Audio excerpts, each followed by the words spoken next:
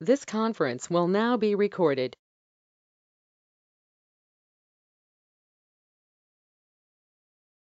Good morning, everyone, and welcome to another installment of Preservation Conversations. We're so glad to have you with us again on another Wednesday morning, and we hope wherever you are, the sun is shining for you as it is down here on the south coast of Massachusetts. I am Erin, Associate Director of Preservation Massachusetts, and once again, thank you so much for joining us. This is going to be our 7th episode. Kind of amazing to think we've already done 7 preservation conversations, and that means I've been working from home remotely for well over 7 weeks at this point. But we hope today's preservation conversation is informative and inspiring for you. So just to go over a few things, as you know, just a couple housekeeping things. When you join, if you could please mute your phones, it does keep down background noise so everyone is able to hear our presenters and the conversation back and forth. And we ask you to do that because this conference, as we said, is going to be recorded and posted on our YouTube channel and our website within the next 24 hours. And I know when we first opened this, we heard some people talking about not being able to share cameras. That is why we do that, because this is going to be shared on YouTube, and I don't know what the issues would be if we had people faces on YouTube that maybe necessarily didn't want to be there. So that's why we do not allow camera sharing. So also, if you have any questions, you can submit them via the chat feature, which is accessible on your little GoToMeeting panel, or you can also email me, ekelly@preservationmass.org. You can send questions throughout the course of the next hour, but we really reserve the end of the preservation conversation to focus on answering those questions. So just again, this is a way to positively connect and communicate and share among the preservation community. This is supposed to be informal, and we hope you enjoy it and it's fun for you. And if you have any ideas on future preservation conversation topics or comments, suggestions, we will have emails up at the end of the presentation. So please feel free to send us an email, let us know what you think, or send us any feedback or ideas. So today's topic is what it takes local advocacy success stories. And we are very, very, very grateful to be joined by the executive directors of 2 of our local preservation partners, Deborah Packard, the executive director of Preservation Worcester, and Terry Bernert, the executive director of the Waterfront Historic Area League, also known as WHALE, in New Bedford.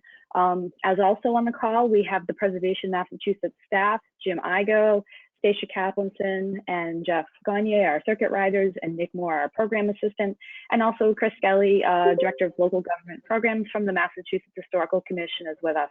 So if anyone has a question that might be a little bit off topic for today that one of our other participants can answer, we're so glad to have them with us also. And thank you again, PM staff and Chris, for being on the call.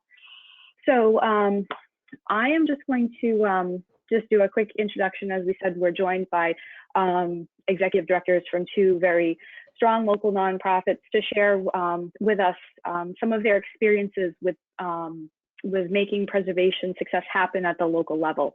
Deb and Terry are going to share some projects with us and hopefully give us some insight and tips, and we can learn through their experiences that they've had at the local level that hopefully you can take back and apply in your community or to your preservation project. Really, all preservation is local. And as we've said on previous conversations, the work of Preservation Massachusetts would not be possible if it wasn't for our local partners in the community and on the ground. So Deb, Terry, thank you so much for being with us today. And we will get started with Deb Packard and Preservation Worcester. So Deb, take it away. And whenever you need the slides advanced, you can just say next slide and I'll advance the slide.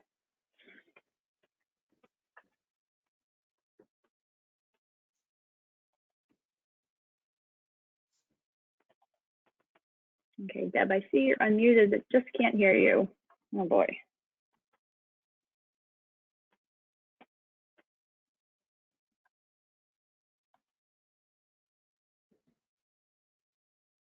Hello, Deb? Oops, should go back. It says you're connected.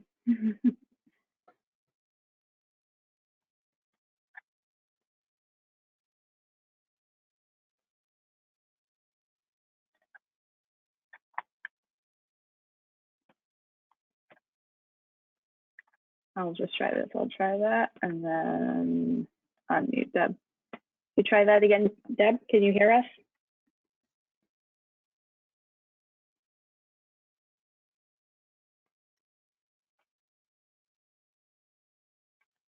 Okay.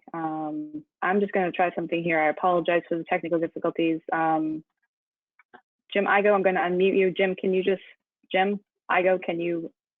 Yeah. Hi, Erin. Hi. Okay. So we can hear you. I don't know why we're having problems hearing Deb. Yeah, she looks like she's connected. Yep.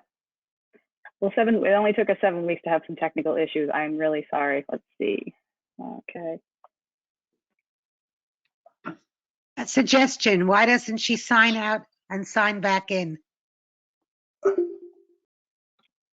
thank you for that. Deb, do you want to just try logging off and then logging back in?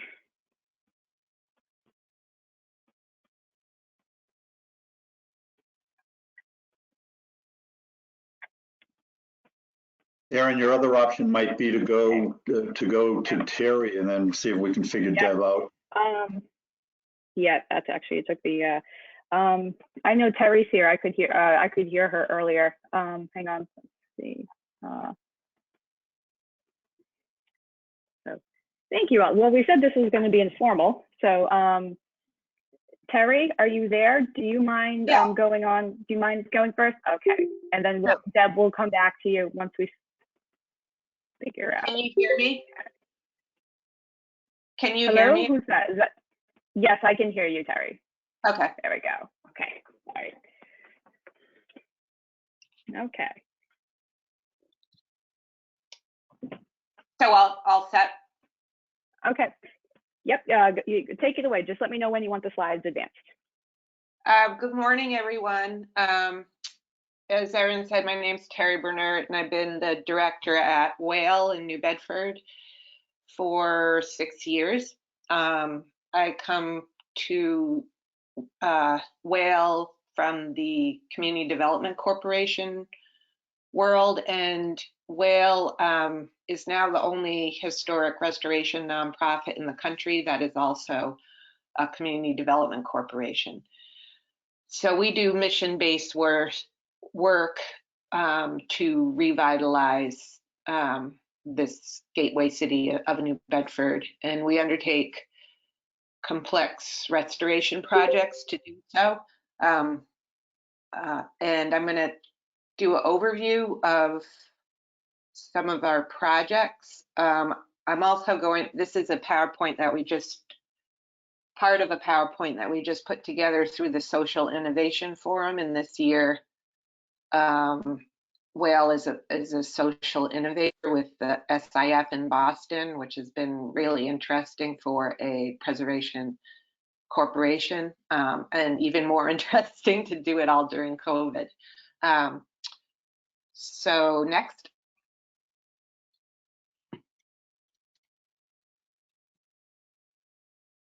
So our community development approach begins with identifying vacant historic buildings in danger of demolition, especially in the underinvested neighborhoods in the city. Next. Then to determine the best reuse of the buildings, we engage the community through different outreach methods. This was a large kind of community design charrette we had in tandem with Roger Williams University Historic Preservation Department for a historic theater that was actually on the mass endangered list, the Orpheum Theater. So there's assorted bunch of people here, residents, neighbors, businesses, city planners, other nonprofits, and architects. And we work with the restoration team, including architects, engineers, and often our project partners, which are other nonprofits who will reuse the building, to design the reuse and undertake financial feasibility, and also create a sustainable business plan for how the building will operate once we finish restoring. And we really try to incorporate green building practices into every project that we do. Then, as you all know, the hardest part is putting the money together. So once we determine it should be financially feasible, we do. We write a lot of grants. Almost every project has historic tax credits, both state and often federal, and then private philanthropy. When we secure the funding, we either buy or our nonprofit partner will purchase the building, and then we begin the restoration work. Often we try to actually do some hands-on work on the building. This is us with Cornell University HP students restoring a window, doing the glazing. And then the result is the transformation of the building, giving it a new life and a new story, and revitalizing the neighborhood that it's in. And in the last 6 years, we've leveraged over $15 million and completed 11 restoration projects. And I'm going to just review some of them.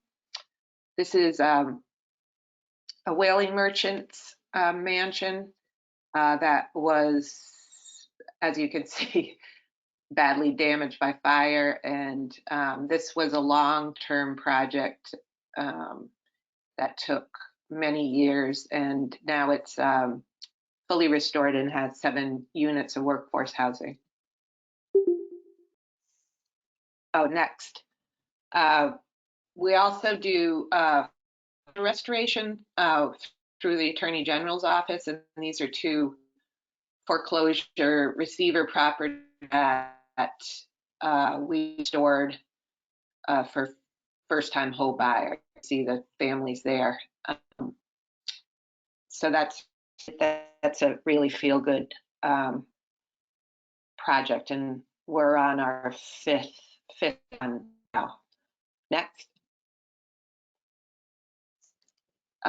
One of our most fun projects completed in 2018, end of 2018, 2 3-story commercial buildings right in the heart of downtown historic district for a mixed-use art-based development that really revitalized the downtown and has 11 tenants, including an art center, gallery, an education center, co-work space, artist lofts, affordable apartments, and 2 women-owned businesses. Next. We just completed the restoration of a 1830 Cape Verdean whaleman's home in the north end for 20 units of veterans transitional housing, but it was completed right during the heart of COVID, and it is now being used for veterans that are infected. Funds for is a historic vaudeville theater called the Strand Theater. We're working with the Cape Verdean Association to do a cultural center for immigrant island community, and that is a mural that has been painted and will be put on the wall that you're seeing there once it's repointed. Next. This project we are just beginning. It's working with the LGBTQ network, and it will be the first LGBTQ community center in the South Coast. Just to note, this is a very unique building. That's actually cement block, which was only used for a period, I think, of about a decade. Erin and Jim might know more than me, but it's really a cool building. Next. And then this is also a new project. It's a Firehouse, obviously, that's extremely damaged, and we will be doing 8 units of affordable housing, and we're just assembling the funds. This project is a lot like Holland House in that we have to do a lot of brick rebuilding on the top. And that's the scoop from Whale. We never have a shortage of buildings to work on. The city is about 85% historic buildings, and we're seeing that we're working on more theaters, firehouses, churches, and historic buildings that their former use is no longer relevant. So we spend a lot of time working with the community to find new uses for those buildings. Thank you very much. Thank you very much, Terry. And it's amazing to see what you have accomplished, what you and Whale have accomplished, over the entire history of the organization. But just in the past several years, you have done a tremendous amount. And I always like it when I get the request forms for historic tax credit letters, and I see that it's in New Bedford and it's one of Whale's projects. So we're so very thankful for all the work that you do at the local level. Whale is, I understand, when you came on to Whale, is it, how long have you been with Whale, Terry? It doesn't seem like that long, but I know it's longer than I think. 5 years? 6 years. 6 years. The organization had done a lot of strategic planning and sought to get back to its more of its project-based roots. So, but it's really interesting and it's great to see what it's great examples of the benefits and what preservation can truly do for a community. It's not just it's a great addition that is saving historic resources, but they're helping to meet a community need. And just if you're, out and about, once we can finally leave our houses safely again, taking a ride into New Bedford and, not just through the downtown, but just around and seeing some of the projects that Whale is engaged with, it's always incredible. So thank you very much, Terry, for sharing. So, so Deb, can you hear me and can we hear you? Fingers crossed. Oh no. Oh no. Aaron, it's Jim. If you can't, if for some reason she doesn't connect with us, is there a way that she can call in separately and do her slides that way? There is a way to call in. There is a way to call in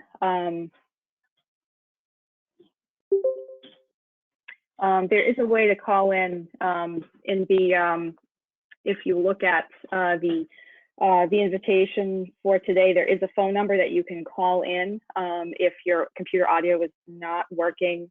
I don't know why this is not working. Of course, I had to say something about we didn't have any technical issues. I'll try unmuting.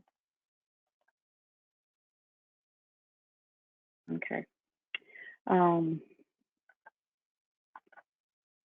Okay. Packard is still muted. Hi. Yes, we're trying to. She's unmuted now, but must be dealing.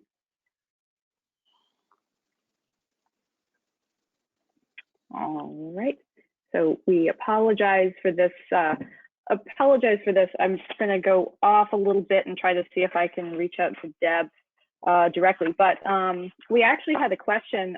So I'm going to go back to Terry really quick. So Terry, we actually had a question that was submitted via email, and I'll pose this one to Deb too, also when we can hear her.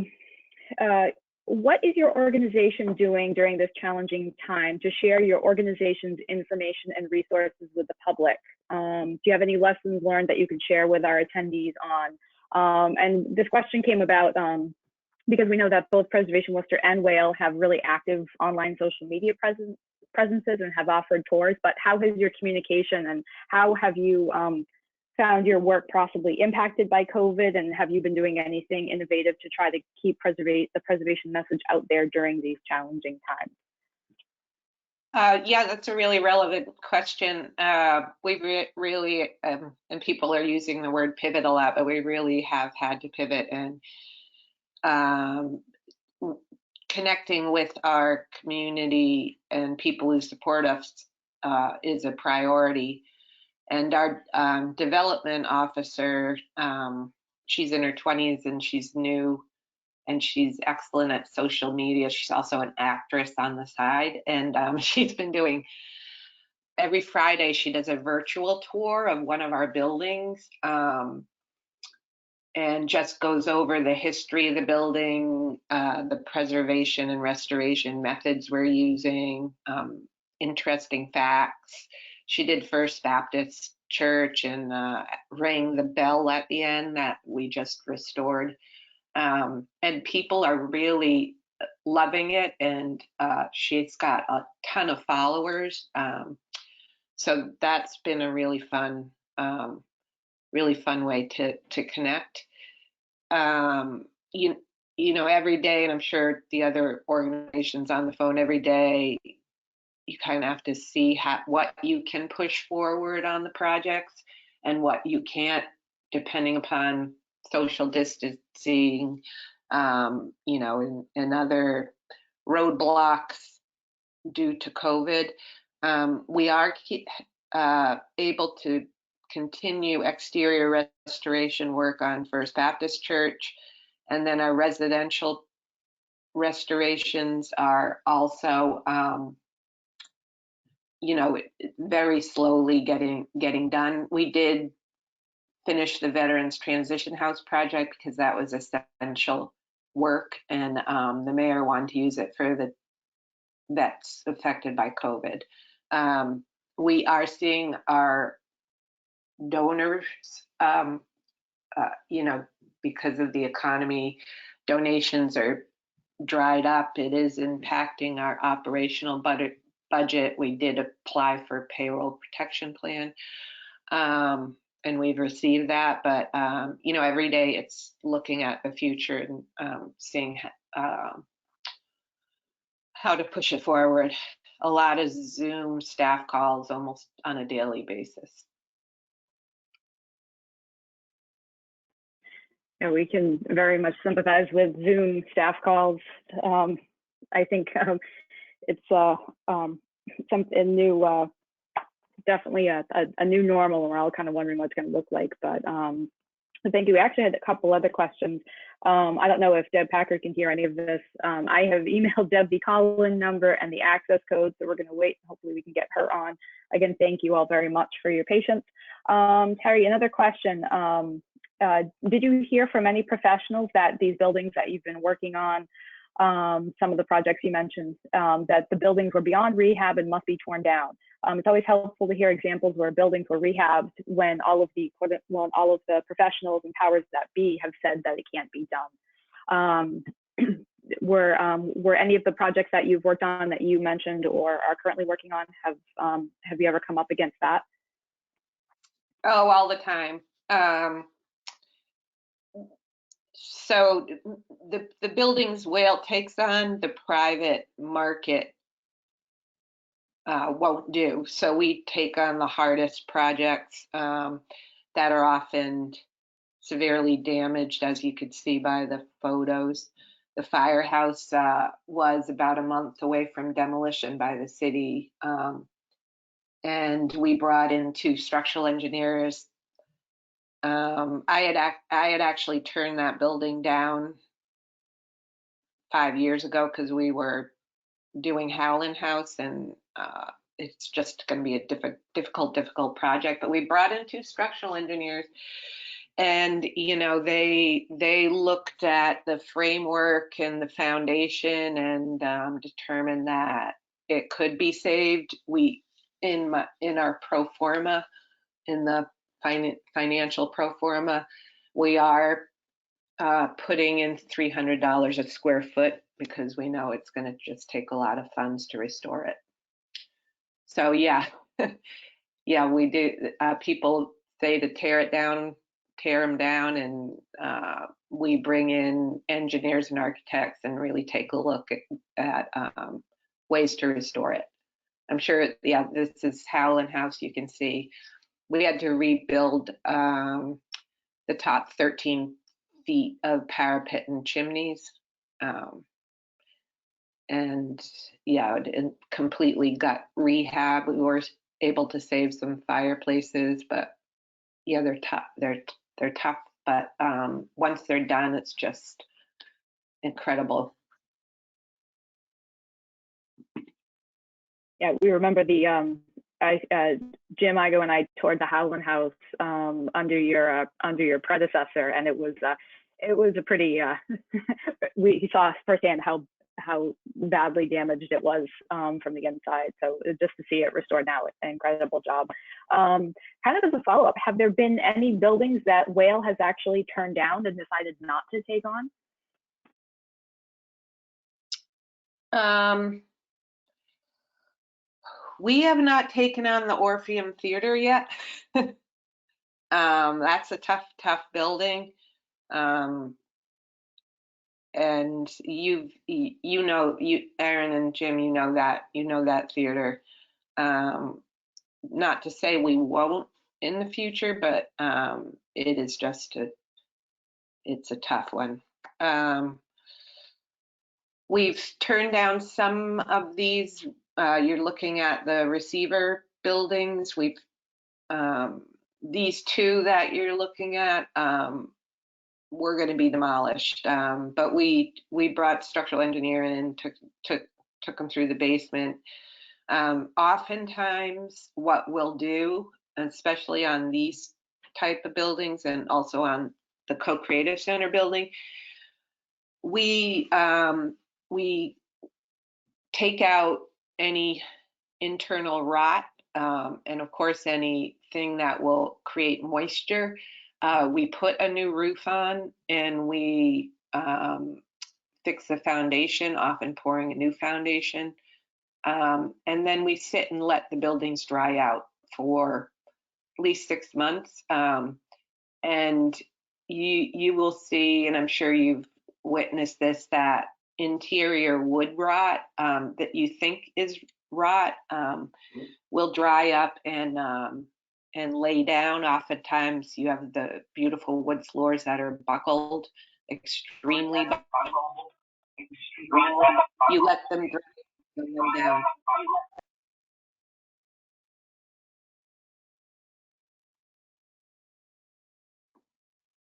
Sorry about that, Terry.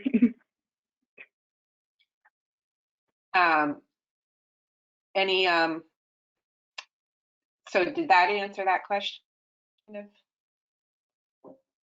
Yes, I definitely think so. I just want to try one thing.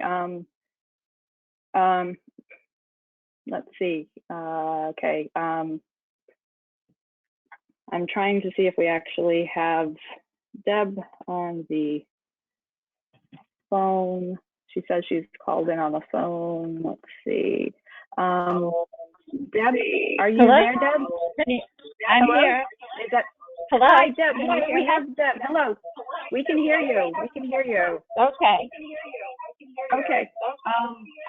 I'm trying to figure out how to turn off the volume on the go to meeting. Okay, hang on. I think I can mute you from there. How's that? Okay.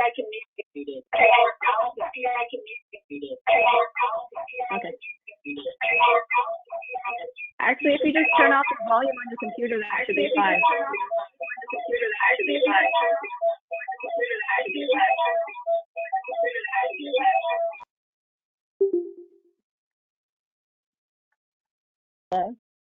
Okay. Yep. Hi. Okay. Yay, we got Deb. Okay.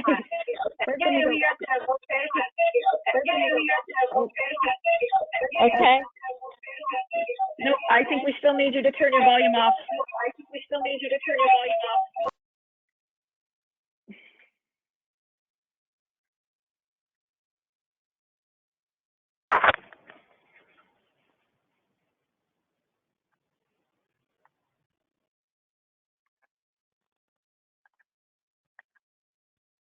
Okay, is that working now, Deb?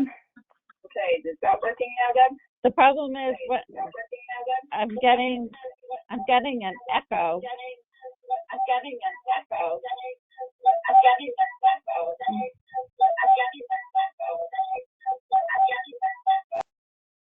I think the reason is you have your volume on the computer and you're also on your phone, so it's playing back in a loop. So I think either the volume on the computer has to be turned off.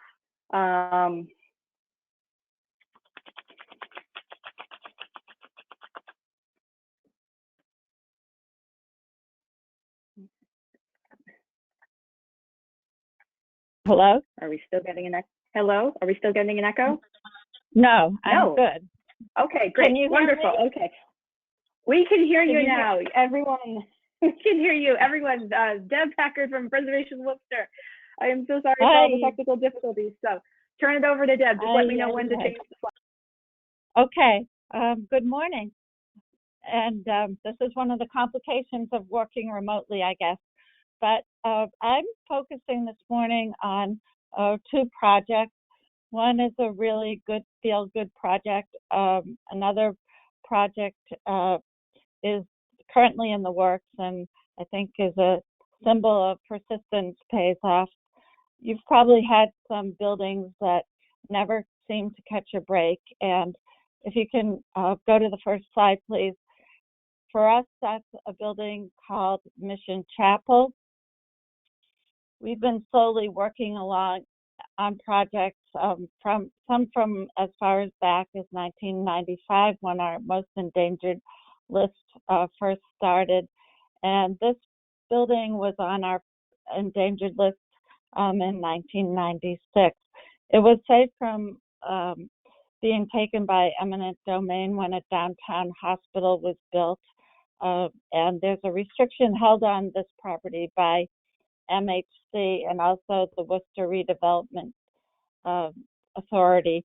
There have been accountability issues with previous owners and work done on the building without going through the proper channels. There's also been a reluctant owner. There've been a series of interesting realtors involved in it. It's isolated. There's limited parking space. It's partially reconstructed, and there are also accessibility issues. We at Preservation Worcester have dealt with this building more than any other building, I think, in the city. The realtors inevitably invite us to go along on showings. And we have a board member who's an architect whose firm actually looked to use this site for their architectural offices, eventually decided against it because of parking constraints, but had a lot of knowledge and plans for the building and was able to share that with any potential developers. As I said, we've worked with realtors and the city's economic development department, which manages the WRA. We assembled a packet of information that we share with people as they go through. When the Chronicle TV show came to Worcester, we focused on that building. And yeah, there's another slide. Thank you.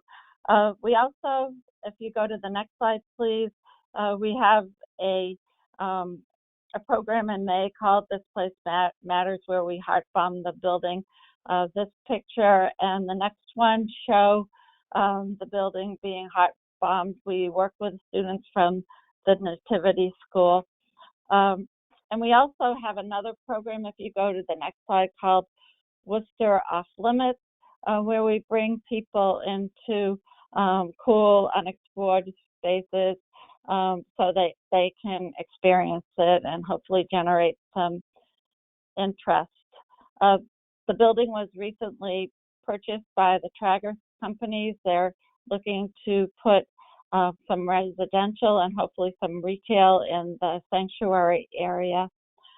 We're working with them, trying to help them get historic tax credits. They've been denied 3 times. They're not sure why, and have submitted again in April. They did receive approval from the National Park Service, and they also have applied for a TIF from the city. We're helping them with all that. They've submitted to DHC for market rate housing. They have a good track record of working in Chelsea and Haverhill. They're working with a local contractor.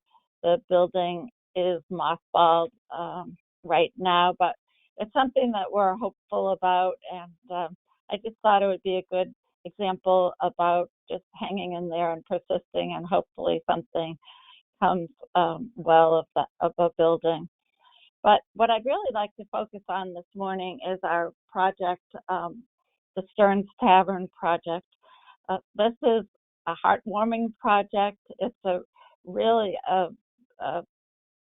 important project that was widely supported in the community, but it's not a perfect project at all from our perspective, just because of the situation and the parties involved. So I can go into that as well. The building was built in 1812. It's one of two remaining taverns in the city of Worcester. It's the Federal vernacular style. Many of the original features were intact. It was originally, the slide before, located on Main Street in Worcester. It served as a tavern until the 1920s, when it was purchased as an antique shop and underwent a major renovation, including, and you'll see later on, a mural was painted in the dining room. In the 1950s, it was sold and was a carpet store and a residence. And then the next slide, Erin, in the 1970s, it was moved to Park Avenue in Worcester, where it became a bank headquarters, and several additions were added at that point. In 2015, the owner permissioned the Historical Commission to demolish the building. They were unable to rent the building as a bank. They were really upset with the city. A lot of this was just, they were upset with the assessor and the fact that the building was being taxed as a bank, although it was vacant. And the demolition delay was denied at that point, which is when we obviously opposed the building being demolished, but it's when we stepped in and started working with the owner. It was clear at that point that he did not want to pursue renting the building. He would only rent it as a bank, and he also was not interested in selling the building. He owns a lot of land adjacent to that, where it was located. But he did agree that he would donate the building if somebody would move it. So we assembled a comprehensive packet of information on the building and began reaching out to potential parties that might be interested in the building and moving it. I was excited. A group came from Sturbridge Village. We had a city councilor interested. I met with our city manager, who happens to be really positive about history and architecture, and he agreed to come look at the building with me. And at that point, we formed a partnership and decided that we would take possession of it and work with each other to move and repurpose the building. The city manager and I went and viewed a lot of vacant properties in the area, and eventually settled on a public park that was about a quarter of a mile away. You'll see in the next, I just snuck that picture in the next picture in. One day we were there, and this is how close the building came to being torn down. The owner was quirky. He was starting to think that this project wasn't going to happen, and that's actually the demolition company was there as we were on the phone with the city manager, and he was putting the X's on the building to demolish it. But we we wanted, you can go to the next slide. It was important to us that not only did we move the building, but that it have a stewardship plan and also a use. It was decided that Preservation Worcester would take control of the building, and that we would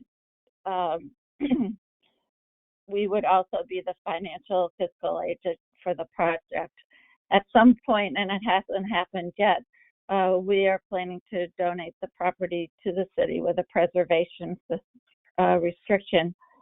But we said that we decided to move the building to Coast Pond, and the reason we decided on that area was that it was a public park that was being developed. The city was installing a universally accessible, multi-generational park and playground there. And so we reached out to a third partner, which is the Seven Hills Foundation, and they work with people with disabilities, and they came in as a partner. They are would be the tenant of the building. We would install a cafe in the building, which would serve as a workforce training site for persons with disabilities.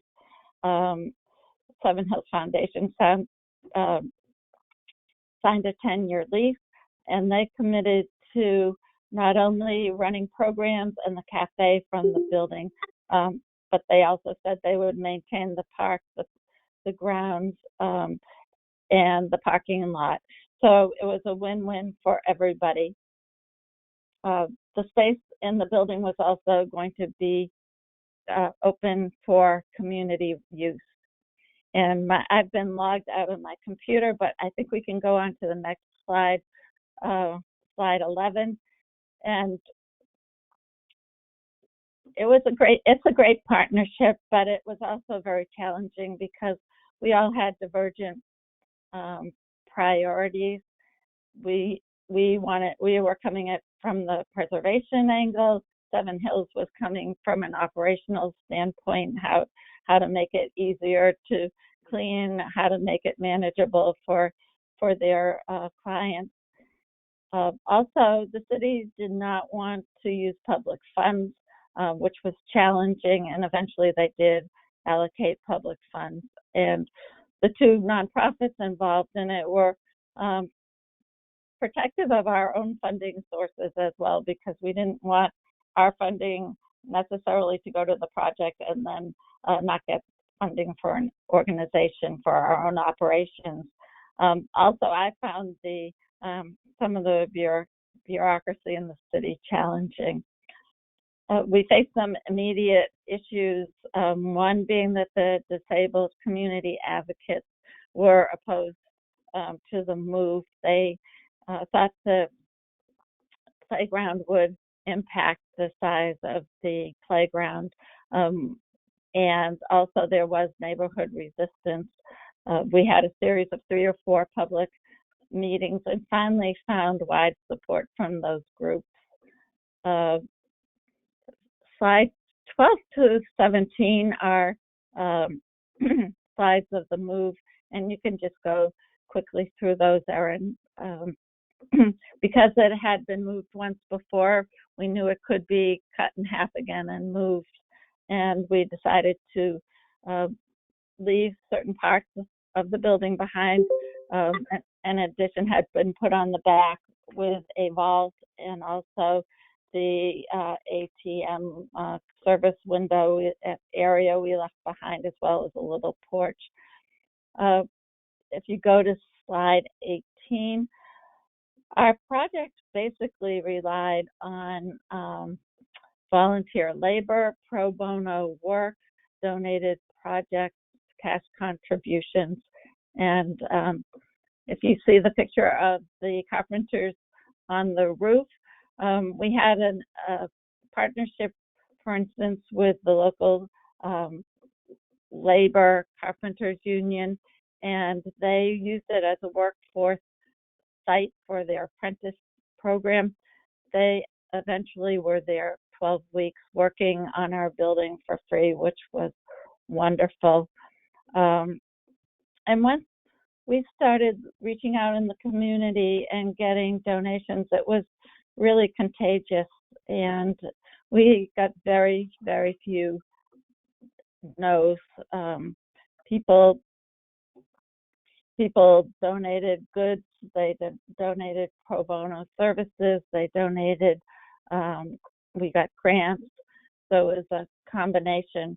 But it also was challenging to manage because if somebody's giving you something, you're not always their priority.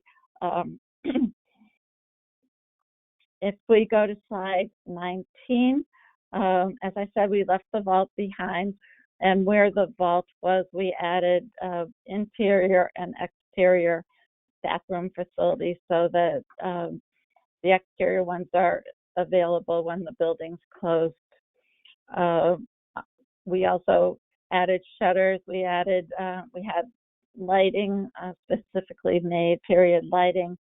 We also landscaped with period plants. The technical school built a wrought iron fence, which is now being installed, and we had to put on a new chimney that got damaged in the move. On slide 22, on the interior, we put in an accessible ramp. We did need to put in a fireplace mantle. We put in some new hardwood floors as well as some synthetic floors.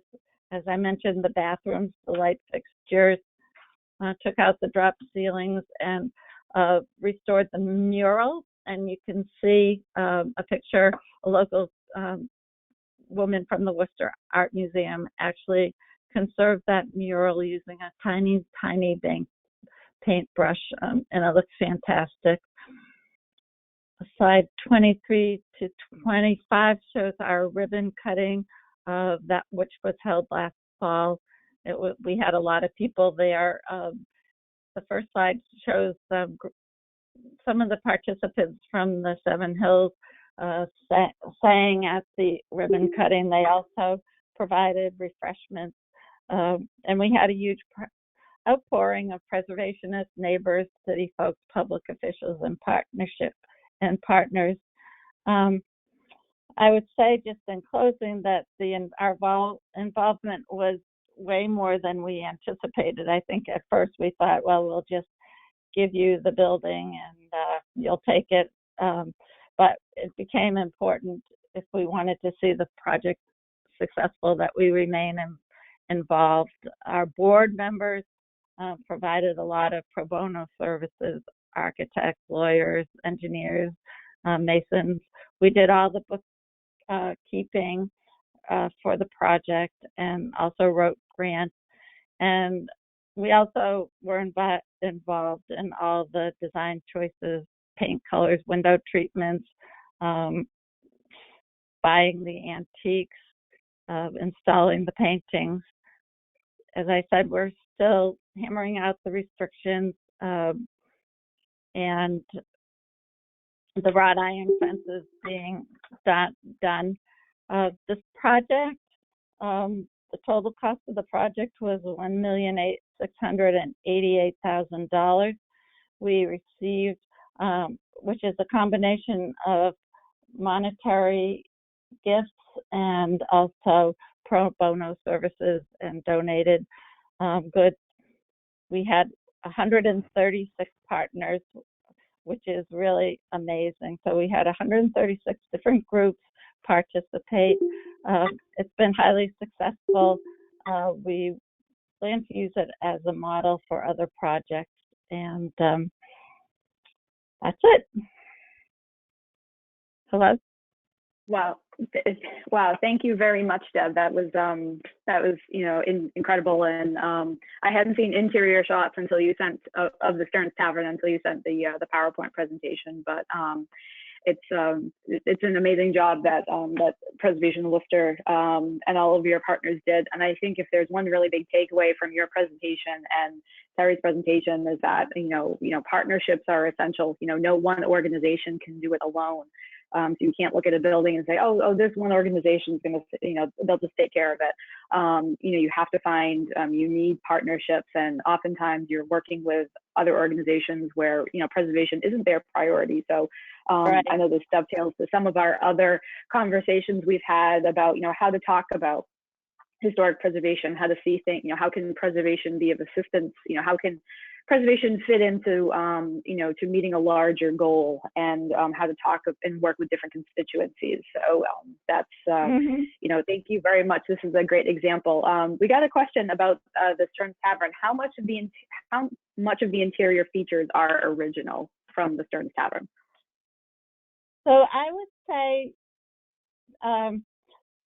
the front door, the front area we know was probably, it's more Greek Revival. It was altered in the 1920s, but the front rooms basically have everything in place,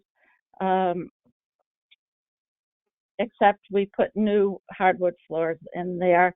The floors in the hall are original, or at least older. The back area, the bank had put an addition on the front of the L over to the left, so that half of that room is 1970s, but the back space is original.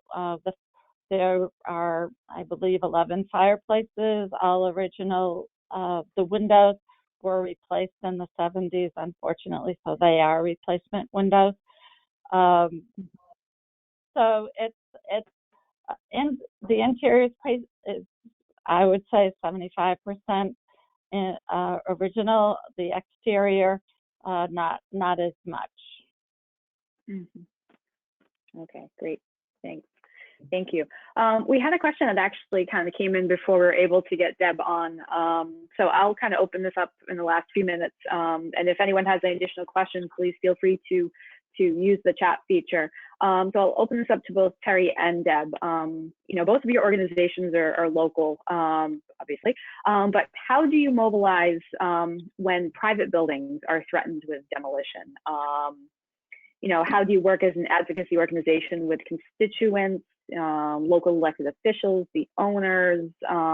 This is a question I know that we get at Preservation, we get a lot at Preservation Massachusetts, and I think a lot of our local, a lot of people who do preservation locally are really concerned about it when a private building is threatened with demolition. How do each of your organizations try to work with those situations? Well, I think we try and obviously would use tools like the endangered list and possibly our heart bombing. We definitely use the media a lot, but we also try and work with collaboratively in partnership with the owner, and then to bring in influencers, maybe the city manager, city councilors. We've done letters to the editor, depending. We've put up banners. I think you always try and work as partners at first, and then at some point you may have to work a little more strongly. Great, thanks. Terry, how do you guys work with it at Whale, or how do you guys focus on that in New Bedford? We have a very strong relationship with the historic preservation planner for the city, Ann Lauro, and the mayor's office. So often we'll get the phone call. We get the letters when from the Historic Commission when a building's being looked at for demolition. We do advocacy, but we are really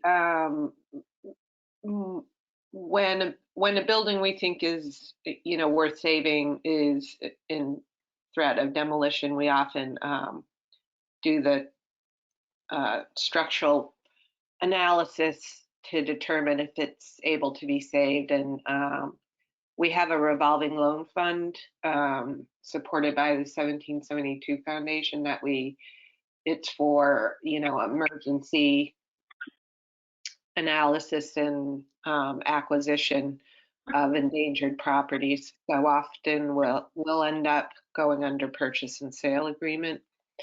But most of the time it's just getting more evidence that the building is able to be saved, and working closely with the commission and the historic preservation planner. Thank you. And I think it's great to, to have, you're both local organizations, but you kind of have come at your projects from different avenues. Terry, you're, the fact that, Whale is a CDC and you're able to mobilize your assets to be able to actually make the real estate investment, which is fantastic. And other organizations we know in Massachusetts and across the country are actually using this model as a means to save and revitalize and restore more historic buildings. But it's not always feasible for small communities. So having the advocacy route and being able to find partners who can find the funding or kind of meet the need, and bringing in different partners like Preservation Worcester had done with Stearns Tavern. We want to save the building. How can we find a use for it? Who needs? How can we find a solution that's going to benefit everybody in the end? So I think these are two great examples of how you can take oftentimes what is seen, which often begins as what's going to be a local disaster or a real loss of a historic building, and turning it into something to celebrate and that actually gives back to the community. So as we're nearing the top of the hour, I just want to thank very profusely once again Terry Bernert and Deb Packard, and Deb especially for hanging in with all the technical issues.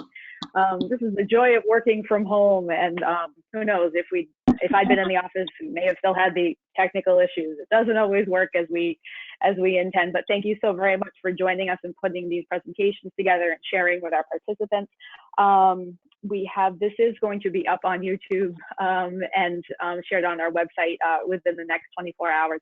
And if anyone has any questions that they've wanted to ask of Terry or of Deb, you can email me, or if you had any other thoughts or questions that you wanted to share. Also, we're always open to ways and figuring out what presentations or workshops you as a preservation community would like to see. You can email me, or you can email Chris Skelly at MHC. Both of our emails are up on the screen right now. And then we also would invite you to join us again next week. Fingers crossed, better tech situation next week. We're going to have preservation consultant Maureen Cavanaugh from the Public Archaeology Lab join us and talk about the role of a historic preservation consultant. The following week, we're going to have a number of preservation architects with us talking about some of their projects, how they work with communities and projects. And then June 3rd, we will be doing a preservation conversation about grants and how to find the funding. That's always a big question. So thank you once again, all of us, for joining. Thank you to our presenters, to Terry, to Deb. Thanks to the PM staff and Chris for being on. And to all of you for joining either live or watching on YouTube. Have a fantastic rest of your day, and we look forward to seeing you next week. Thank you so much.